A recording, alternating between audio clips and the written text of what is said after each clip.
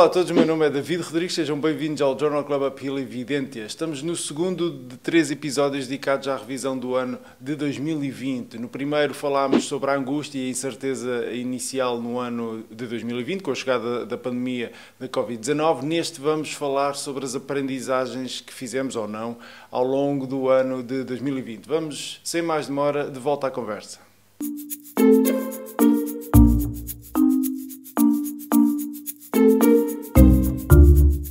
O que é que se aprendeu ao longo deste ano e que devemos de escrever em pedra de forma a que não se repita no futuro? Se calhar agarrando nessa ideia que tu estavas a desenvolver agora no início, se calhar segue.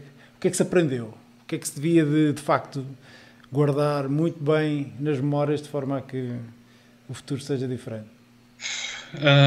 Há várias coisas. Não, eu acho que há uma coisa que vale a pena dizer. Assim, a pandemia ou uma doença deste género não tem absolutamente misericórdia nenhuma por procedimentos arcaicos. Okay? Ela não quer saber de burocracia, já não quer saber de falta de flexibilidade, de task shifting, não quer saber de nada. Portanto, o que é que a pandemia castigou? Todos os aspectos de inflexibilidade e ineficiência possíveis na sociedade. Tudo. Não, foi tudo à frente. E, portanto, é um estímulo que nós temos ímpar no sentido de reforma. Porque não estamos a falar aqui de ir mais para a esquerda ou mais para a direita no que toca a uma percepção do sistema de saúde ou a forma como ele está organizado, mais privado, mais público. Não, estamos a falar de uma resposta efetiva perante uma ameaça biológica. E aqui não há argumentos nem há contra-argumentos, há uma necessidade imperiosa de responder. Aquilo que eu senti, sobretudo, e acho que nós temos que ter noção, é que precisamos de mais flexibilidade, mais autonomia a nível local. Eram precisos mais recursos na saúde pública, mas isso já era conhecido há muito tempo, mas estávamos enterrados em juntas médicas e todo um conjunto de tarefas que não eram relevantes para o contexto da proteção global, mas as unidades de saúde públicas, perdoem-me a expressão, e toda a gente que é de saúde pública vai compreender a mesma, que é, nós éramos caixotes de lixo funcionais de todo um conjunto de tarefas que não eram atribuíveis às outras unidades, e não íamos passar a ser para a torta. E para ser franco, creio que é preciso cá vincar que nós não estamos livres desse destino. Ou seja, a saúde pública, para ser efetiva, precisava de ser mais útil a outras especialidades, precisava ser mais útil a outros campos de ação, precisava ter uma ligação mais forte a braços armados, para essa expressão, sejam a proteção civil ou sejam outros. E aquilo que demonstrou esta pandemia é que nós somos tigres de papel, em algumas circunstâncias, e que, por exemplo, no meu caso, eu falo, faço a expressão de boca cheia relativamente a Santa Maria da Feira e a Aroca, porque nós tivemos todo o apoio por parte das autarquias, da Proteção Civil, do Conselho Clínico, da Direção Executiva, mas nem toda a gente tem essa sorte. E, portanto, nós não podemos estar dependentes apenas da boa vontade quando chega à altura de mobilização efetiva de recursos no que toca a uma resposta cabal em saúde pública. Não podemos. E, portanto, essa falta de flexibilidade é uma. Um dos problemas cruciais que tem sido assinalado por muitos na questão do sistema de saúde pública e no questão do sistema de saúde em geral, nós não levamos a comunicação de risco a sério. Nós não levamos a comunicação a sério. É o calcanhar daqueles, é o principal calcanhar daqueles nesta história toda. Começando na gestão da incerteza inicial, relativamente a um conjunto de coisas que não se sabiam, começando na questão da polémica das máscaras, que também foi outra que também não correu tão bem, mas que era preciso assumir a premissa da escassez da oferta para começar a modelar uma comunicação relativamente às mesmas. Não gerimos bem a comunicação de risco quando foi o desconfinamento em abril, que correu mal, nomeadamente na questão mais a sul, e sobretudo em Lisboa e Val do Tejo. E depois há um aspecto fulcral que ocorreu, que foi no final de agosto, início de setembro, em que houve sementeira de eventos infecciosos por movimentos migratórios, por algum relaxamento, que depois foram fazendo o seu caminho na rotina, mais em algumas zonas do país, como vocês sabem, nomeadamente a Zona Norte, e que depois explodiram em outubro e que levaram finalmente àquilo que foi um dos grandes ganhos, e espero que se tenha aprendido com esta pandemia, é que a estratificação de risco e a abordagem adaptada do risco em diferentes zonas é um grande ganho. Recordemos que nós não voltámos a confinar, não voltámos a fazer um confinamento como fizemos em março. Mas fizemos uma coisa, fizemos uma abordagem estratificada de zona de acordo com o risco, entre aspas, de incidência. Claro que esta medição de risco podia ser melhor, mas esta questão do ser local, ser assertivo, ser rápido, é algo que tem que vingar. E nós temos ainda mais aprendizagem a fazer nesse sentido, mas é um começo. Portanto, eu diria flexibilidade, diria rapidez, diria ser local, mas diria também ser capacitado com recursos. E por fim, para concluir, nós fomos obrigados provavelmente a recorrer a estados de emergência sucessivos também pela falta de uma lei de saúde pública que nos permita recorrer a algumas restrições sem estar a invocar permanentemente esse estado de exceção. Porque, para mim, isto era necessário. Não tinha outra alternativa jurídica para impor restrição de circulação. Mas é outra carência que está claramente evidenciada por esta pandemia, que é a falta de recursos jurídicos para a implementação de medidas restritivas de liberdade em circunstância de ameaça superior, digamos assim, de ameaça biológica neste caso. Indo ao outro lado da moeda, vou de volta aos colegas da Oncologia. Que aprendizagem é que retiramos deste ano de forma a que, se repetir no futuro a necessidade de restringir, se calhar, a mobilidade das pessoas, não se venha a constatar outra vez esta redução no acesso a cuidados hospitalares, nomeadamente oncológicos? Eu não sei se sentiram isso na pele, sim ou não, e se sim, o que é que se pode de facto melhorar neste campo? Eu acho que houve alguns atrasos realmente, e acho que todos nós sentimos isso, quanto mais não seja nas conversas com a coordenação e na percepção de que estavam a ser referenciados menos doentes. Mas eu acho que houve duas componentes de atraso. Uma componente de atraso que preocupa-me um bocadinho menos, e acho que foi a maior parte do que aconteceu, que foi o atraso dos diagnósticos por rastreio, diagnósticos esses que nós já sabemos desde há muitos anos que estão associados ao rastreio. Alguns deles podem ser sobrediagnósticos e que são coisas que provavelmente não prejudicarão o resultado final do doente de serem atrasados alguns meses ou até um ano.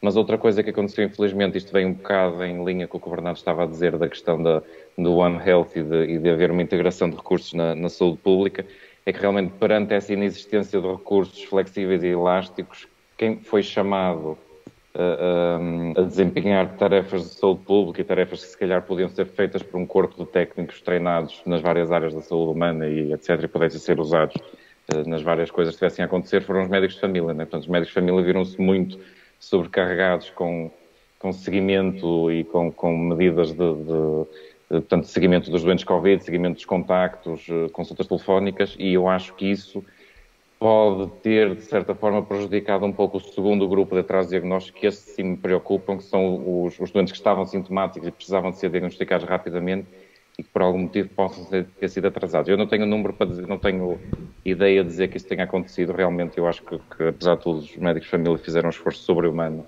e todos os doentes que vi chegar à minha consulta acho que foram abordados de forma correta, em tempo útil e rapidamente.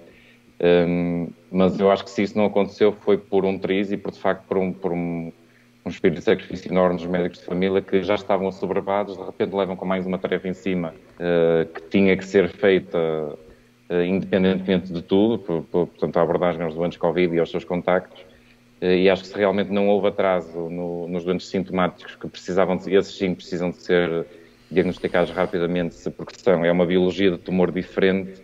Portanto, por exemplo, no cancro de mama, que é uma das áreas que mais faço, é a biologia do tumor de uma doente que sente o nódulo da mama e que procura o médico para a abordagem desse tumor é quase sempre diferente de um tumor que é diagnosticar por rastreio. É um tumor que cresce mais rapidamente, o que leva a que a mulher sinta e, portanto, esse tumor deve ser rapidamente abordado. Eu acho que, apesar de tudo, essas doenças mais graves continuaram a ser abordadas de forma correta, mas eu diria muito à custa da abnegação e de grandes sacrifícios dos médicos de família e toda a gente que, de repente, levaram com isto em cima, né? Quando muitas das tarefas, se calhar, deveriam ser feitas por um corpo técnico associado à saúde pública que pudesse dar resposta à questão dos telefonemas, à questão do rastreio de contactos, à questão do seguimento de pessoas que estão bem e que, se calhar, até nem precisam ser contactados por médicos. Eu ainda estes dias, depois de me teres feito o convite, eu por acaso apanhei um artigo no Lancet publicado no mês passado, em novembro, relativamente ao sistema de saúde público britânico, em que eles foram avaliar precisamente os doentes oncológicos que foram registados como tendo iniciado terapêuticas sistémicas nos meses de abril, maio e junho e compararam com períodos homólogos prévios para perceber o tipo de variação que houve. E no mês de abril eles registaram menos 32% de doentes a iniciar terapêuticas sistémicas. No mês de maio, menos 10%, e no mês de junho já uma subida de 15%. Ou seja, o sistema teve, de certa forma, uma plasticidade para travar a fundo naqueles primeiros meses e, posteriormente, começar a recuperar um bocadinho do tempo perdido.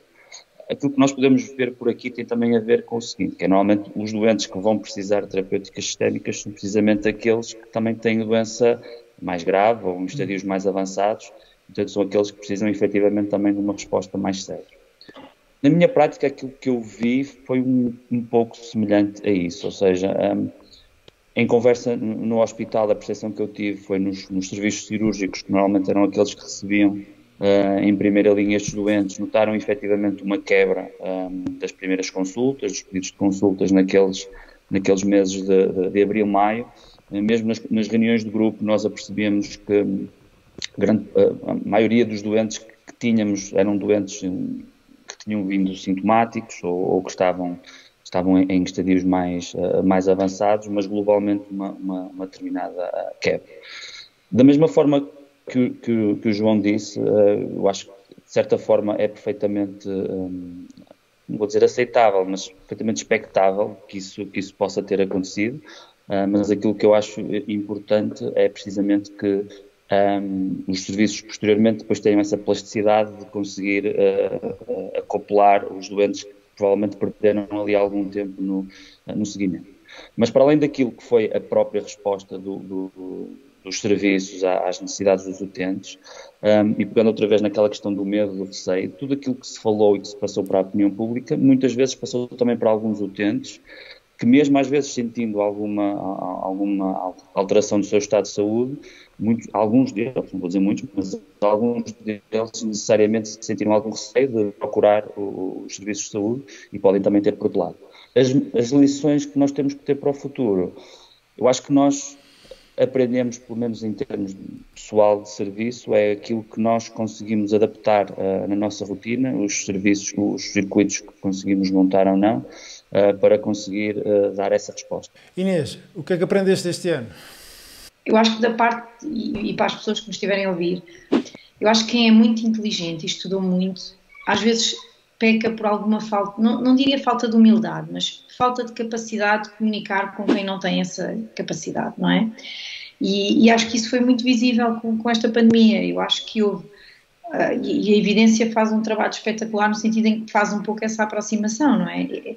Eu acho que há aqui um problema, há aqui um gap muito grande entre quem sabe muito, mesmo que não saiba, obviamente, tudo, então nesta pandemia pouco se sabia, mas entre aquilo que se sabia e aquilo que chegava à normal população, há uma diferença muito grande. Mas espera aí, mas referes-te a instituições ou referes-te às pessoas que iam à televisão falar? Referes-te a quem em concreto? Acho que no geral, mas especialmente, acho que até os próprios mídia e acho que sobretudo as instituições falharam.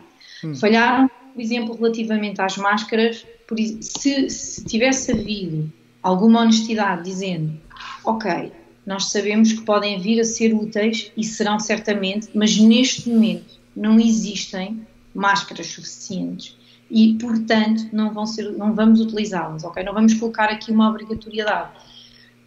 Obviamente que isto foi pesado, de certeza, quem decidiu provavelmente pensou, não, mas mesmo que digamos isto, as pessoas vão querer comprar a mesma. É possível. Mas também é possível que as pessoas tivessem feito as suas em casa e provavelmente, como está provado, era melhor ter um paninho qualquer do que não ter nada. Portanto, se lhes daria uma falsa sensação de segurança. Também há essa questão. Mas aqui o que nós estamos a falar é de uma questão de confiança na ciência, de uma questão de confiança nas instituições. E aquilo que eu vi é que houve muita gente que se sentiu enganada. E isso depois cria aqui pequenas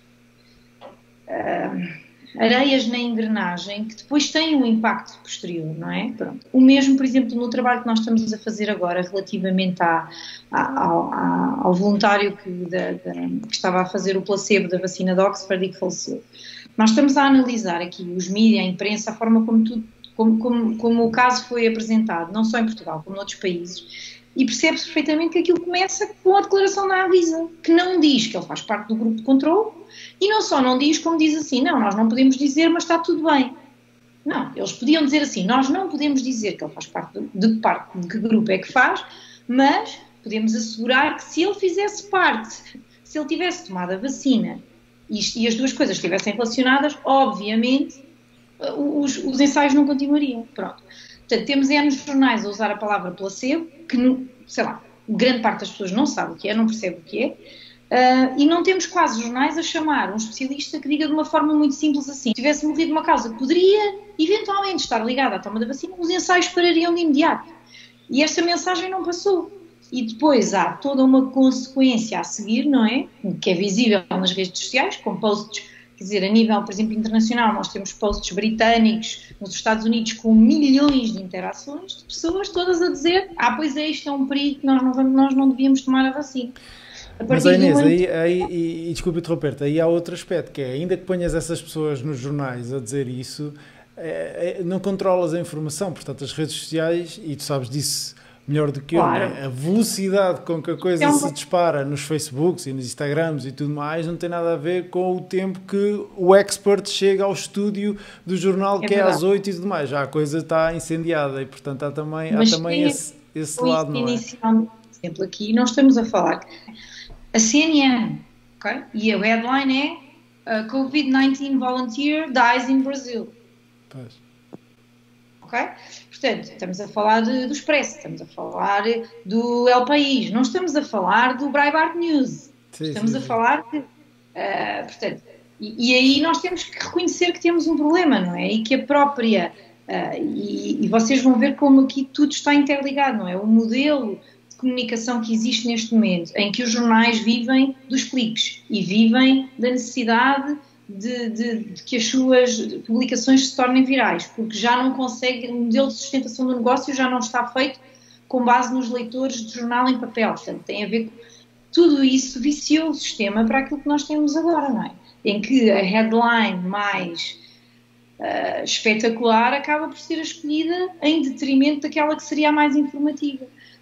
Mas de tal forma isto é relevante que chega às pessoas, as pessoas chegam às consultas, ou algumas não chegam, mas chegam com uma série de informação, de mitos de carga, e depois têm os comportamentos de saúde pública que vão de acordo. Portanto, daí a interligação que eu vejo entre os convidados de hoje, é porque a informação tem impacto a todos estes níveis. Numa entrevista, acho que é o 60 Minutes, perguntou ao Obama, e então qual é que é a maior lição que você retira, tipo, o que é que não aprendeu? E ele disse uma coisa que eu acho que se aplica aqui também, que é, não basta ser detentor da verdade, também se tem que fazer propaganda pela verdade.